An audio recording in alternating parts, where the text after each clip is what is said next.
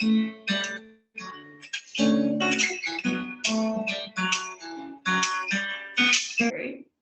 Good afternoon, everybody, and thank you for joining us for today's talk, which will be starting at 3 p.m.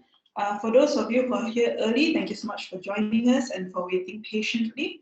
While you're waiting, we would like to share with you a short video from the firm.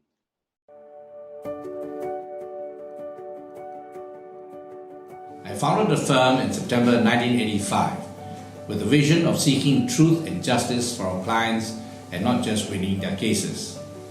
Over the years, the team has achieved many significant milestones. We are today recognized by the Legal 500, Asia Law Profiles, and Asian Legal Business as a recommended firm in various practice areas. While we have embraced technology to make our services efficient and responsive, we continue to grow on the bedrock of meticulous preparation and hard work, for which there is really no substitute. As legal practice becomes increasingly international, we keep ourselves ahead of the curve with our relationships with lawyers from around the world. Our firm is a founding member of the Legal Lawyers, a growing international network of law firms in 20 Asian and European countries. We believe in partnering with our clients to protect and grow their business. We achieve this by holding firm to our values of integrity and justice, while giving our best to deliver effective and efficient solutions. Instead of just legal services, we focus on developing great working relationships based on understanding and respect. The firm invests in its team and emphasizes professional development. We are keen to share our knowledge and publish our articles on our website. And we also give back with our corporate social responsibility activities. We cultivate a passion for the law and enjoy what we do. This brings out the best in us for our clients today and tomorrow.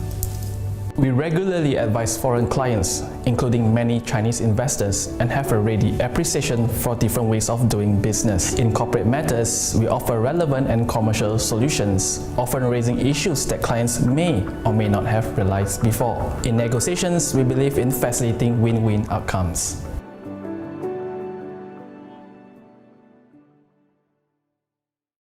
Welcome everybody again. Thank you so much for joining us for today's online talk that is entitled Cybersecurity Laws in Malaysia. My name is Carolyn, and I'm a pupil in Chambers with Moderator Associates, and I will be your moderator for today's session. Before we start today's talk, let me introduce you the firm and what we do. So Moderator Associates is a mid-sized law firm that was founded in 1985 by Datuk Ma. Our able team today comprises of 22 lawyers and a support team of 19. Datuk Ma is today a consultant with us following his retirement from the Court of Appeal bench in 2015. The firm continues its tradition today of working primarily with small, medium enterprises, family businesses, and individuals. We are a full-service law firm with a corporate department, a dispute resolution department, an employment department, and an employment and industrial relations team, and a department focused on servicing the needs of individuals and families. Our practice groups here indicate some of our focus areas, which are supported by talents from both our corporate and dispute resolution teams. Today's talk is a part of our MWK online talk series. By way of background, we've actually been doing these talks since about 2013, some of which were also broadcasted live. But with the COVID-19 movement control order now, we have moved online in order to continue with our objective of sharing knowledge, raising awareness, and encouraging networking for our clients, potential clients, as well as in-house counsels.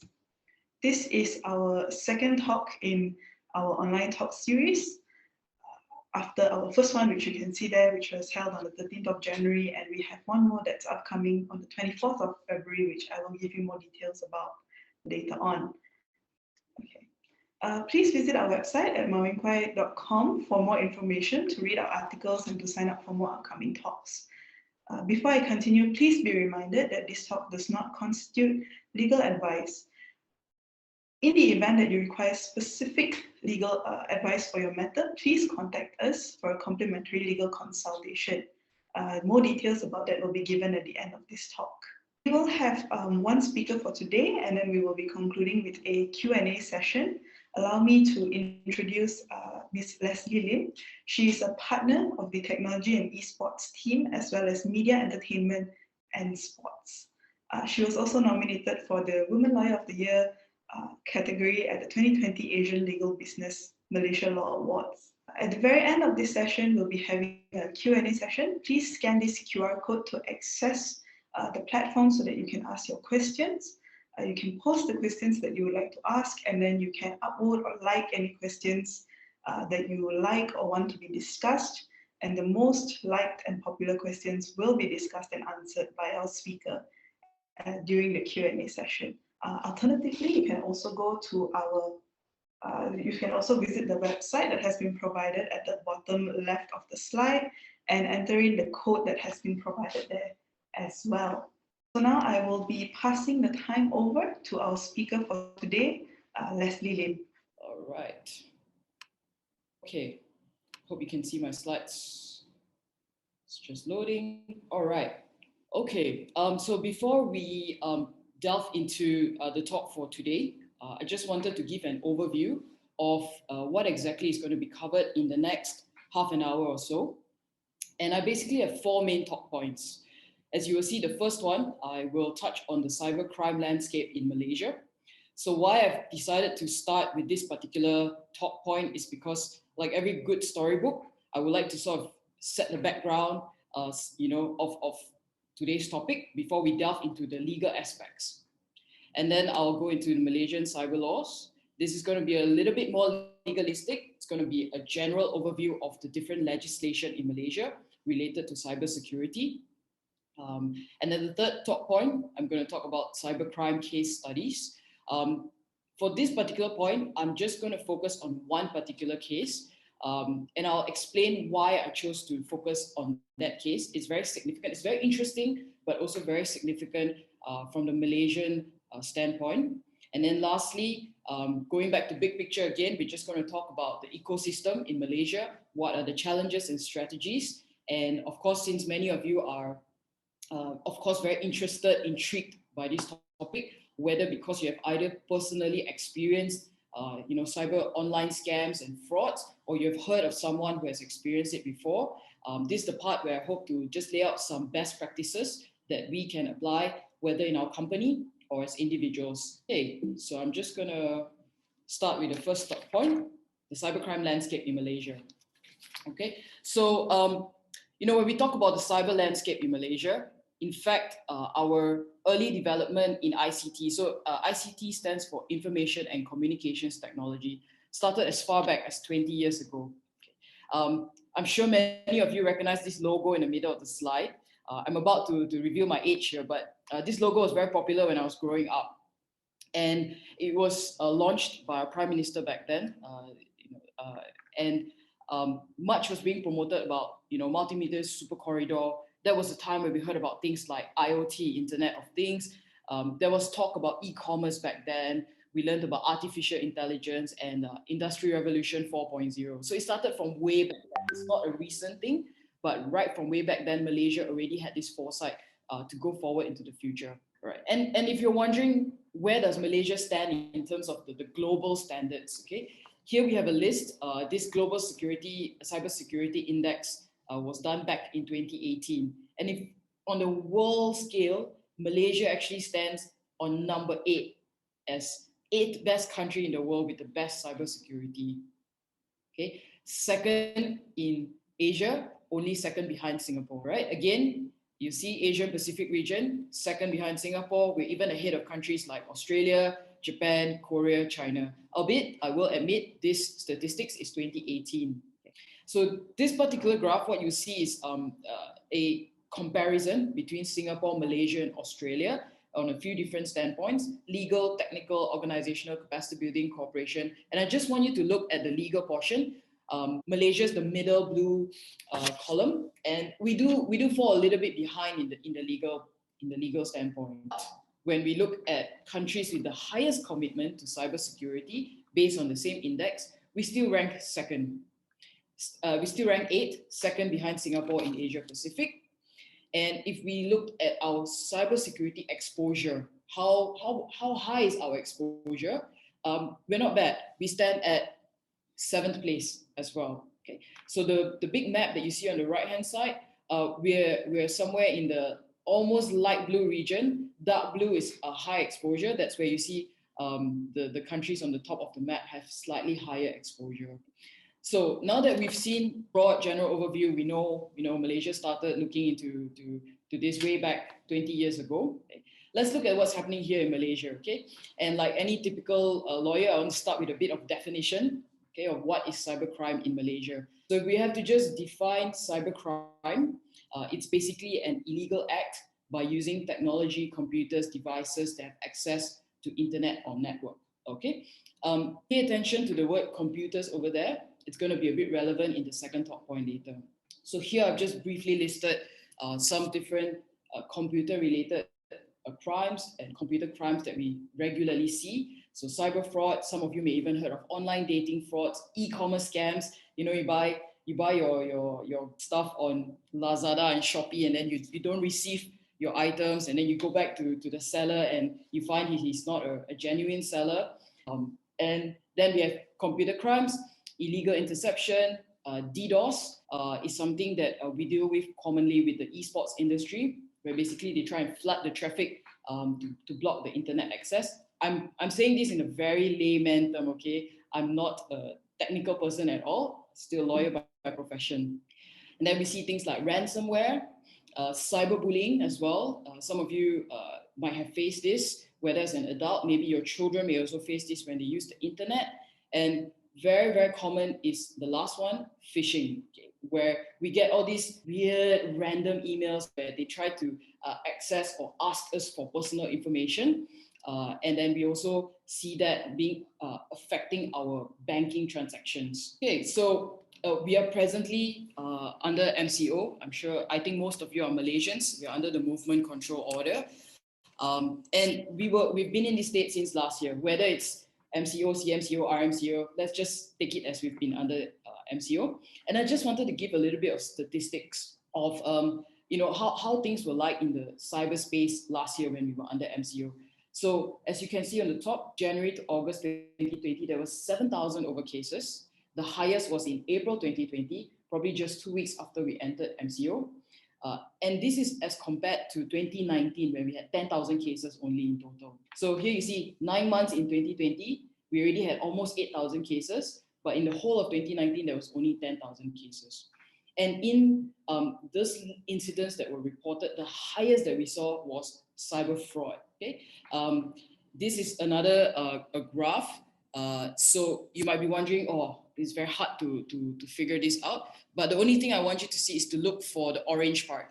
And it's very easy to see because it's the main part in every column. So as you see, January to December 2020, the statistics show that orange, cyber fraud is the most common incident in Malaysia last year. Okay, so here I've just given an example of situations where we might fall into. So have a look. The first one is help@ikea.com.my, and a fraudulent email may come in as a second one, help@onekea.com.my. But in our hurry to read our email and juggling our kids at home or in the office, your phone's ringing, you might just say, it's an email from IKEA, I'll just respond to it. Second one, everybody's favorite, Shopee, right? hello@shopee.com.my might be the official email, the genuine one. But the second one, you see Shopee there, at a glance, you might think it's the genuine one and then respond to it. So these are some very common examples. Okay, here's another example. This was actually taken from Facebook. And if you see in the top left corner, it says sponsored, meaning that it was actually a sponsored ad on Facebook at one point of time. And this is a fraudulent advertisement by some fraudsters who wanted to attempt to make their advertisement look like Maybank. And of course, at a glance, you will say, hey, it says Maybank at the top, it's got Maybank's logo there, it looks like a genuine Maybank advertisement. Who doesn't want an iPhone 12?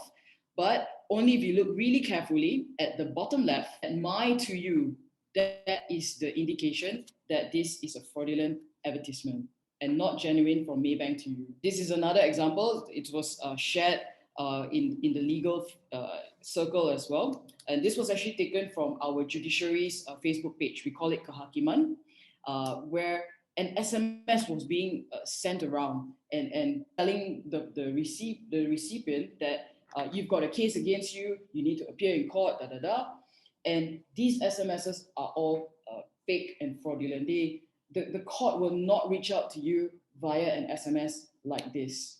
Okay, so the fraudsters have become so brazen that they're even willing to pretend that they are courts and the judiciary nowadays. All right, so second top point, Malaysian cyber laws. Okay. So a couple of years back, the government actually launched the National Cybersecurity Policy. They had a vision to create an infrastructure that would promote stability, social well-being, wealth creation.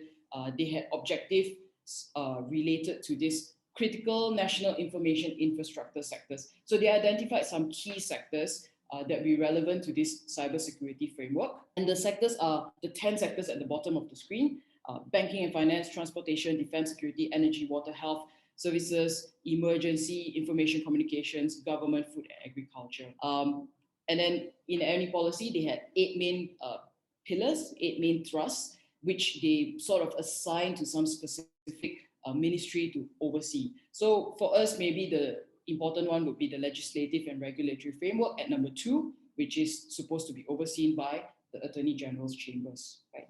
And then very recently, the government launched the National Cybersecurity Strategy. This was launched on 13 October 2020, very recently, about less than 6 months ago. And an allocation of 1.8 billion ringgit was allocated to this strategy, supposedly to step up national cybersecurity preparedness in Malaysia.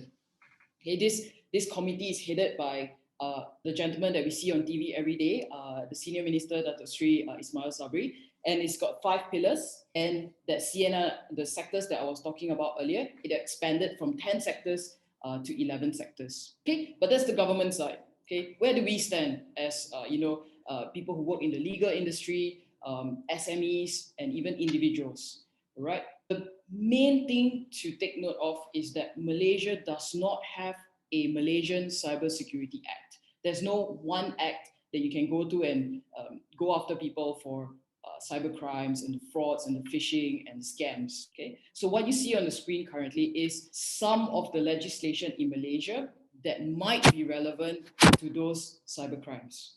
So as I mentioned earlier, when I was sharing about the definition of cyber crimes, remember I mentioned about computers. So you see the Computer Crimes Act is quite important because it was actually the first ever legislation in Malaysia that was enacted to counter cyber crimes.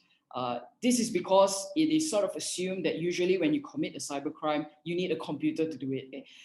But given, I'm sure in MCO now, all of us have relied so much on technology to help us in our work, to communicate and stay in touch with friends and family. But it has also empowered and made these fraudsters even more, smart and the kind of crimes that they come up with is something. It's a question of whether legislation can now keep up with that, right? So when we look at these different laws, we sort of need to see which one might be applicable to the different crimes. So the first one, the Computer Crimes Act, by itself may not be sufficient. So we might need to read it together with some of the others. So I'll go through some of this legislation just to give you an overview of some of the legislation that might be applicable to different instances. So Computer Crimes Act provides for 4 offenses: unauthorized access to computer material, intent to commit or facilitate commission of further offense.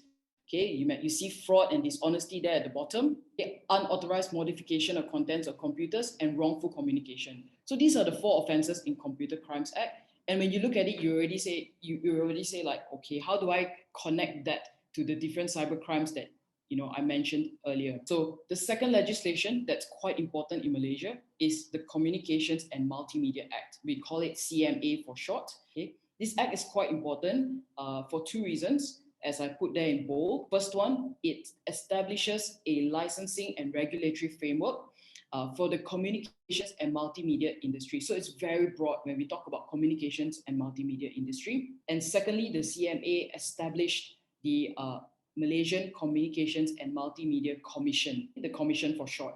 And I'll explain why the Commission is quite important. So here we see some offences under the CMA. So 232 and 233 are some that are regularly referred to when we want to go after the fraudsters for certain cybercrimes. Fraudulent use of network facilities and network services are improper use, because most of these transactions require the use of internet, basically. Okay? And just now I was mentioning about the commission. The commission covers quite a broad range of sectors. It covers broadcasting, postal, courier services, mobile, fixed, broadband, digital signature, strategic trade, universal service provision. But the commission is not the only agency in Malaysia that has the power to investigate complaints about content in the internet. So here what they've done is they've put down different sort of offences. You'll see on the left-hand side, the relevant laws that might apply in the middle, and then the different enforcing agencies on the right-hand side. So you have different things that you might want to go to the police instead. Some you may be able to go, some frauds, some complaints about online content, you can still lodge a complaint to the commission. Some you may even need to go to different parties, like here you have things related to medicine sales. You might need to go to the Ministry of Health, which I know they're very busy at the moment. And so here are some of the different agencies involved. Okay. Personal Data Protection Act. Many times a lot of these crimes would like to harness data. Data has become such a valuable asset that can be used both for good and for bad intent. And I'm sure many of you in your companies, you have had to comply with the Personal Data Protection Act. And here's a fun fact. Actually, our Malaysian Data Protection Act, which was enacted back in 2010, it was the first comprehensive legislation in Southeast Asia in relation to data protection. I think after us was, if I'm not mistaken, is Singapore, followed by either Indonesia or Philippines. So we were quite forward in that sense. And in your company, you have to comply with the 7 principles. But just on this point about data protection, things about privacy has become such a hot topic at the moment. I'm sure many of you heard about the recent articles and things about WhatsApp, and you were considering whether to, migrate over to Telegram or Discord. Our team is actually going to hold a separate talk purely on privacy laws. Tentatively, the date is fixed for 9th of April. I think it's a Friday afternoon. And we're going to do it a little bit differently. Our plan is to not only cover the legal perspective of data and privacy laws, but we hope to be able to bring in our firm's Chief Technology Officer to also provide a tech aspect to the discussion. So if your company has a tech person, or if you have a tech department, do invite them to join that particular talk as well. Okay, so just now we mentioned the highest cybercrime in Malaysia is cyber fraud. Okay, so because there's no specific legislation related to cyber fraud, the Penal Code, which deals with criminal acts, does mention about fraud in it. Basically, 24 and 25 mentions about dishonestly and fraudulently. Okay? And then just to wrap up all the different legislations, now we have Digital Signature Act, because, for example, our clients can't come to our office and sign all the documents that they need to. We provide them an option to sign documents digitally. A lot of transactions are now taking place online. I'm sure all of us buy our groceries and all our things online during this MCO. We've got the Electronic Commerce Act, and the Consumer Protection Act is also in relation to buying and selling of goods between consumers and sellers. And then one step above that is electronic trades for the consumer protection. Okay, so third talk point is the case study. So as I mentioned earlier, I am just going to focus on this particular case. And I just want to give you an overview of what the case was about and the significance of the case. Okay, so the case is called Schimmer, I hope I'm pronouncing it right, Schimmer and Schwartz against persons unknown and another. Okay, so Shimmer is a German company, and they specialize in manufacturing some specialist chemical products. And Shimmer needed to make some commission payment to the South Korean counterpart. So this whole case is about what we call push payment fraud.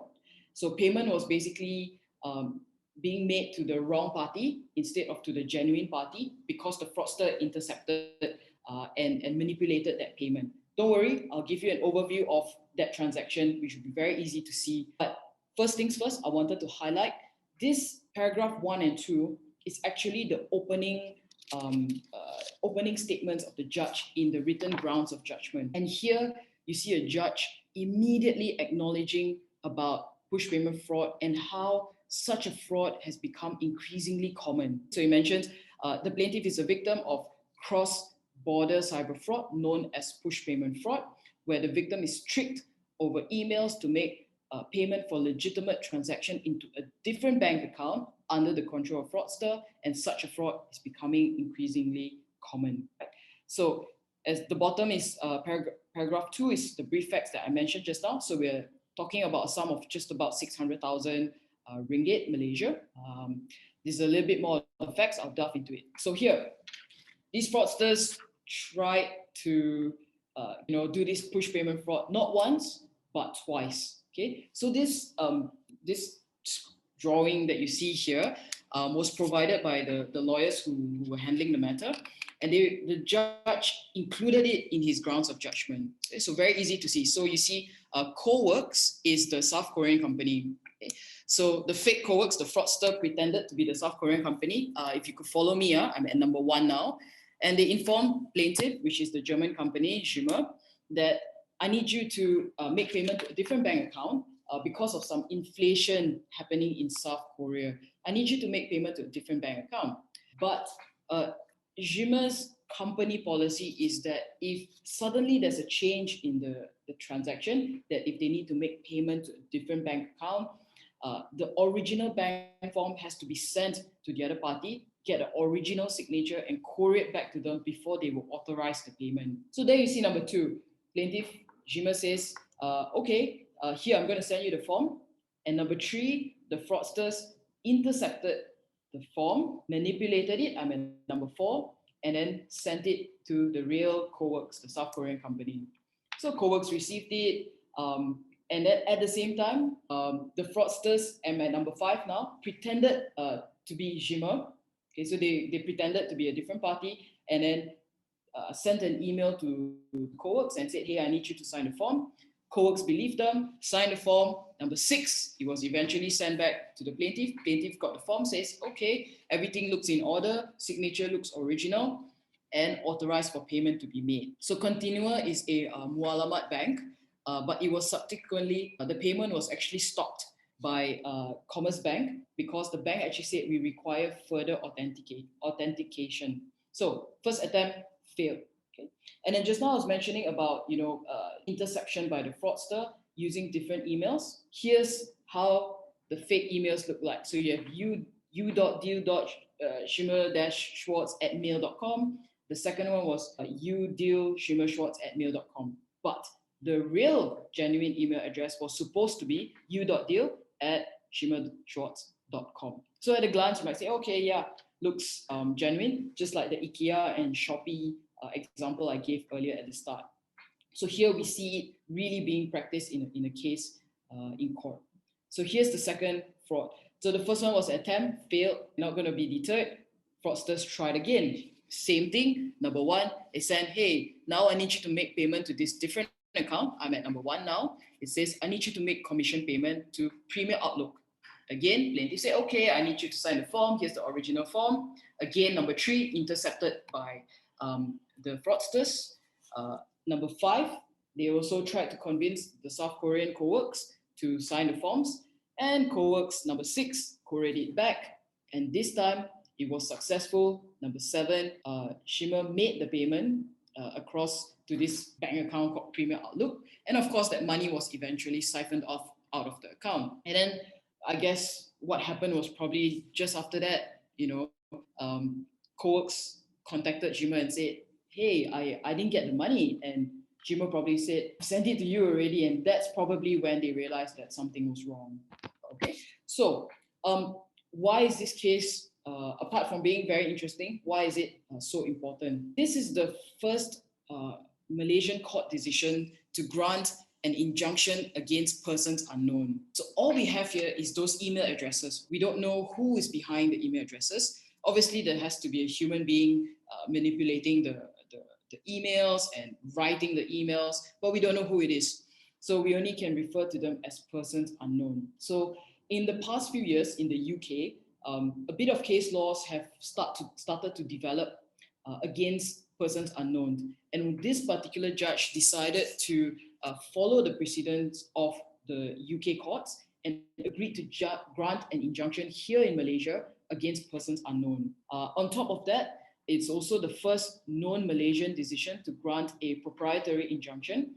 So proprietary injunction is to stop the fraudsters from dealing or touching with any of the plaintiff's assets. So prevent the fraudsters from touching any of the German company's assets. And the last significance is in a normal suit, because here, obviously, when the German company discovered that something had gone wrong with the transaction and they wanted to recover the sums, they decided to initiate a suit. But under Malaysian litigation rules of court say that we have to serve the cause papers to the defendant personally, means by hand, you got to look for them. But how do we do that here? Because all we have is an email address and we don't know who are the human beings behind this fake transaction. So the judge, Judicial Commissioner Ong Chee Kwan, actually allowed for substituted service by way of email, because that's all they have, by way of email, and they allowed the plaintiff to include a link to a Dropbox folder, because the cause paper is probably very thick, not enough to attach in the email. They said you can send an email and you can put a Dropbox link for the party who receives it to download the cause papers, and if you comply with the substituted service order, that will be considered good service. So at the moment, these orders were granted by the court ex parte, obviously without the presence of the other party. So waiting to see how this case will continue to develop in time to come. So very significant, very interesting case.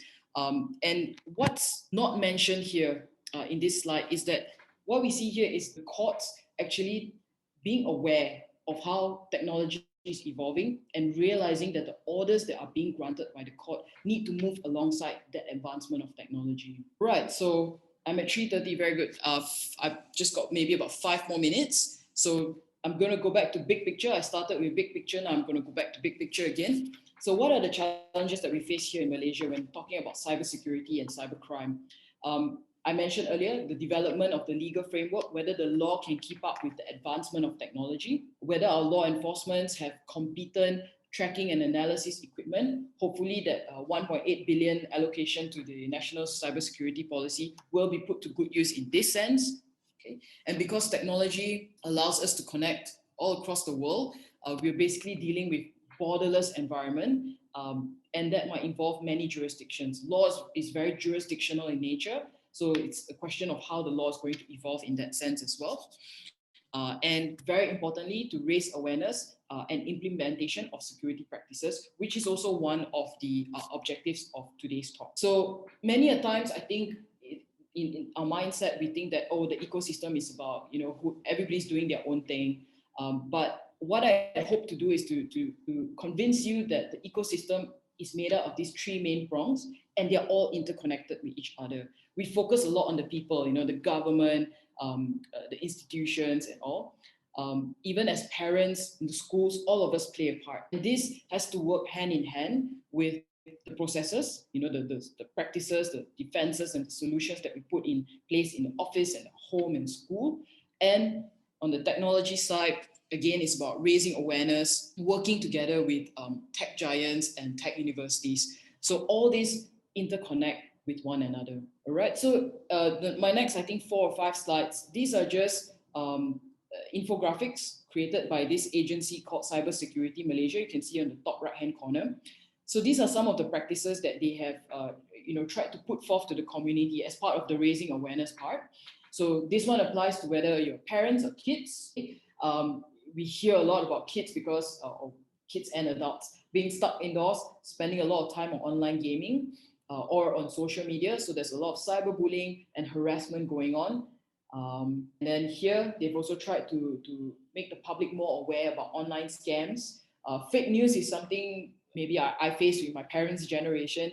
They believe everything that they receive on their WhatsApp, okay, and they just forward to the next 10,000 people that they know without actually verifying whether it's true or not. Something that's very prevailing in Malaysia at this moment, especially in the MCO period. And then you've got online banking transactions. We mentioned about phishing earlier. And lastly, don't be a victim of internet misconduct. Okay. So my last few takeaways for all of you before we go to the Q&A. I've split the best practices portion to before and after. So in some sense, it's what can you put in place before an incident happened, and what can or should you do after an incident happens. So the before portion, I'd like to phrase it that it's important from a mindset perspective. So first of all, a lot of people have this, nothing much to steal, why want to worry so much?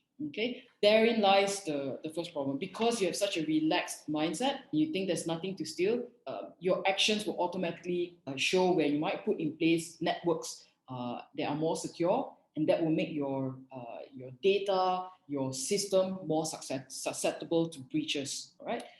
Training and education, very important. I said raise awareness and alertness. So on this particular point, training and education, I also just want to say that our next online talk is about introducing the MWK Academy.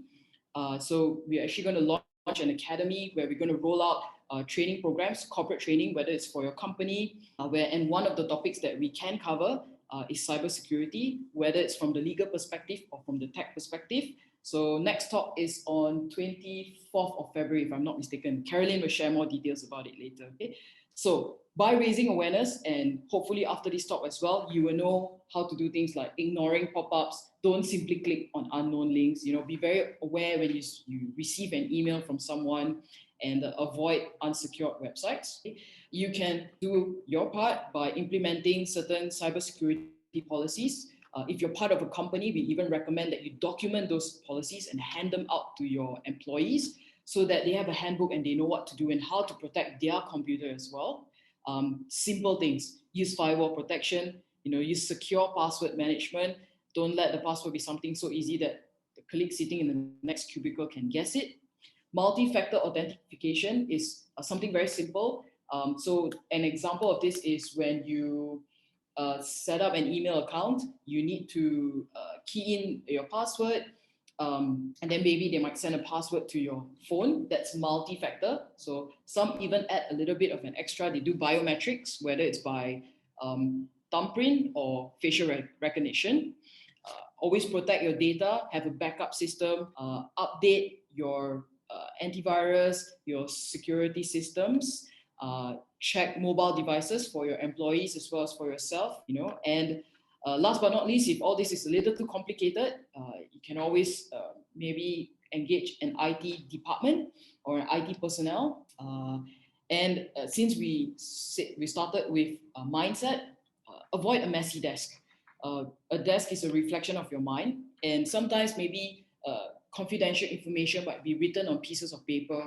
And if you have a messy desk, it's very hard to sort of determine, where the information is going. You might accidentally pass that piece of paper to your colleague or even to your boss. So that's the before. But maybe with all those practices, incidents might still happen. When it happens, what should you do? Okay, 3 main points. The first one, collate and keep evidence immediately. As soon as you know that an incident has happened, look out for all these things: date, time, location. Think of the persons or the parties that might be involved. Think of their name, their age, their gender, relationship, how you might have known that person. A description of the offense or the incident. Keep all emails, WhatsApps, SMS. You can print them, screenshot, keep a photograph, check your call log. Okay. Some companies even engage forensic or intelligence companies that specialize in cybersecurity, right? And then, of course, if it's money's involved, you want to prevent the onward transmission of that fund. So, like just now, the Jima case, they transferred it to this Premier Outlook account, and immediately it was forwarded to a different account. They couldn't, it's no longer in the account, and they're going to have to start tracing it. So here, when we deal with prevention of dissipation of funds, as well as recovery of funds, the orders that we are likely to seek in court is injunctive orders, dealing with preservation of assets, and maybe disclosure orders, getting the other party to disclose their assets, and a tracing order to maybe trace the money trail.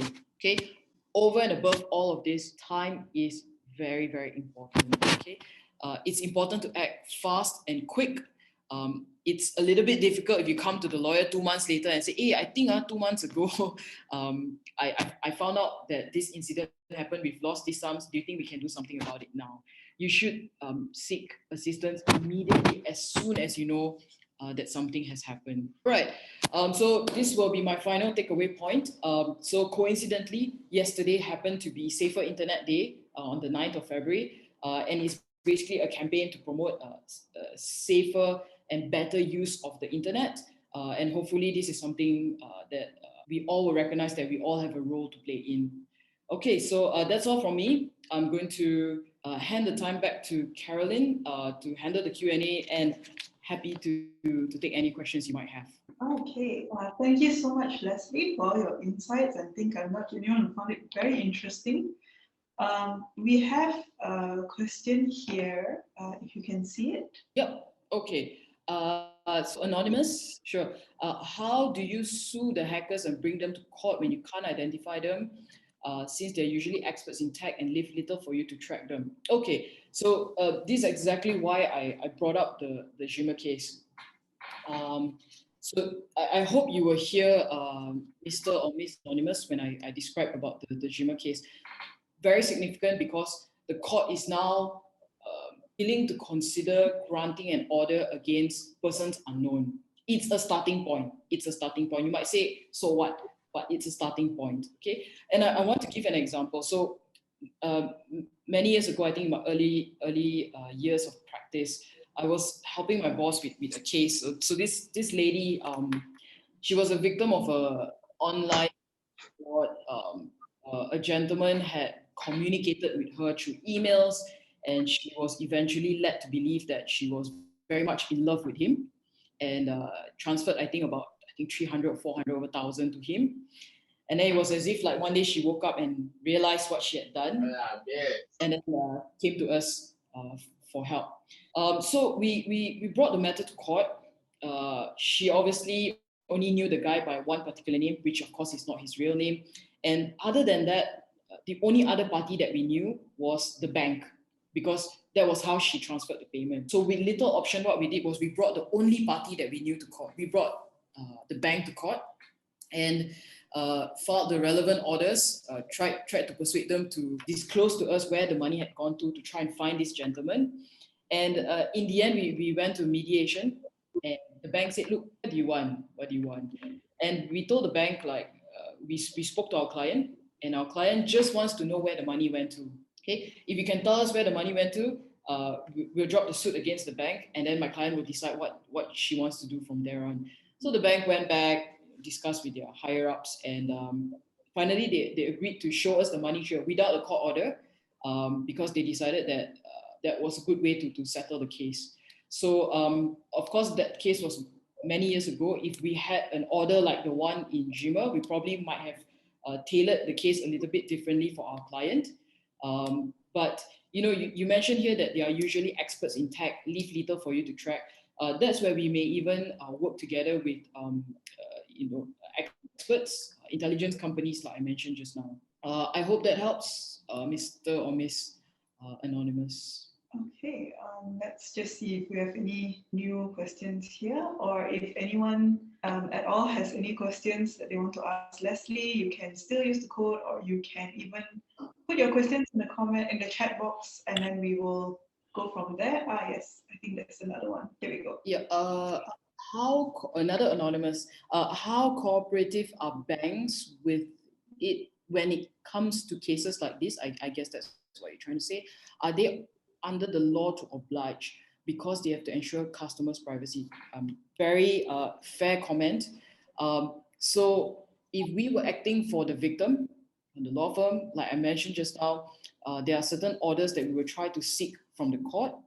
And against the bank, one of the remedies that we might, or orders that we might try to seek from the court is a disclosure order. So for banks in particular, there is a banker's trust disclosure order, particularly to order financial institutions to disclose certain documents, like maybe the bank statements or the bank account opening statements, even things like now they have the EYKC, the electronic know your customer forms.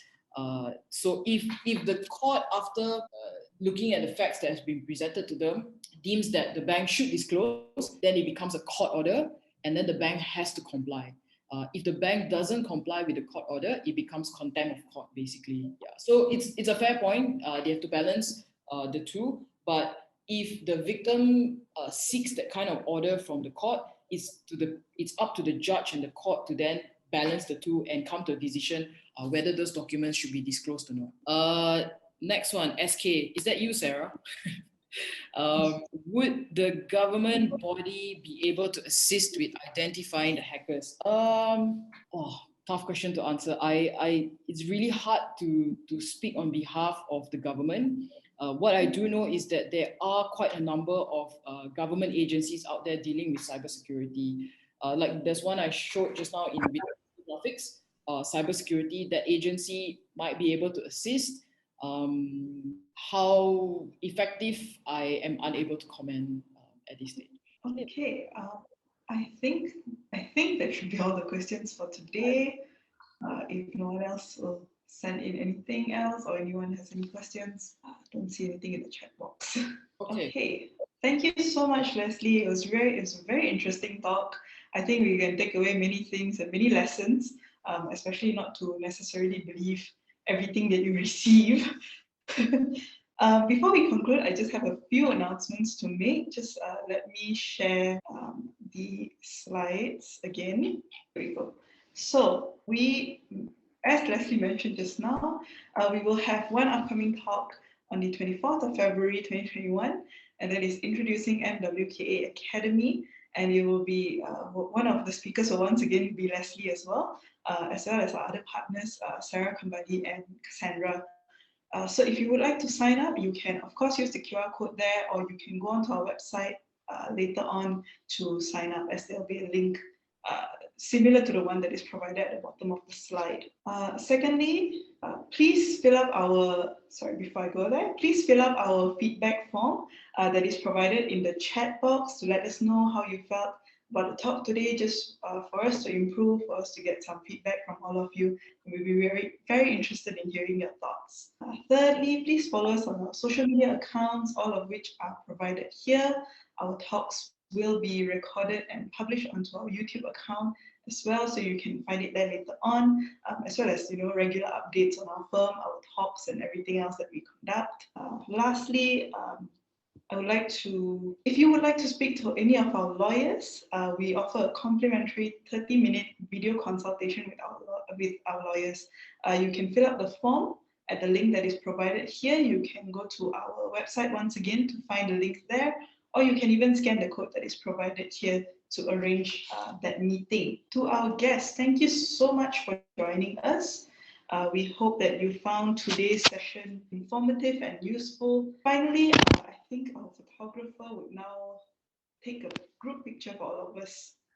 Looks like just you and me. Hi Stella, hi Sarah. I also just want to say thank you everyone for sparing your afternoon. I hope you found the session informative, whether as an individual or as an employee of a company. And I just want to say this talk is particularly memorable to me. Carolyn is my first pupil in Chambers. She's I'm going to be her master for the next 9 months, so extra memorable for the both of us. I will just be leaving up the screen for our free 30-minute consultation if anybody is interested. And thank you so much once again for joining us. Thank you, everyone.